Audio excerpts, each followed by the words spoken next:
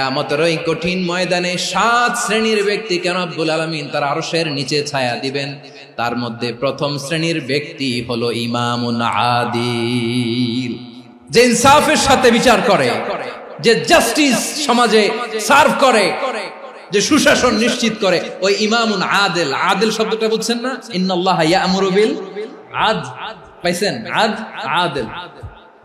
7 শ্রেণীর ব্যক্তিকে আল্লাহ তাআলা সুশীতল আরশের নিচে ছায়া দিবেন, যেদিন তার দেয়া ছায়া ছাড়া কোনো ছায়া থাকবে না।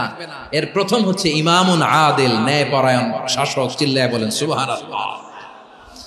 আবার বিশ্বনবী বললেন, ইন্নাল মুকসিতিনা ইনদাল্লাহি আলা মানাবিরা মিন নূর আন ইয়ামিনির রহমান। কিয়ামতের দিন যারা ন্যায়পরায়ণ হিসেবে আল্লাহর সামনে দাঁড়াবে, কিয়ামতের দিন রব্বুল আলামিন তার আরশের ডান দিকে ওই ন্যায়পরায়ণ লোকদের জন্য আরশের ডান দিকে একটা নূরের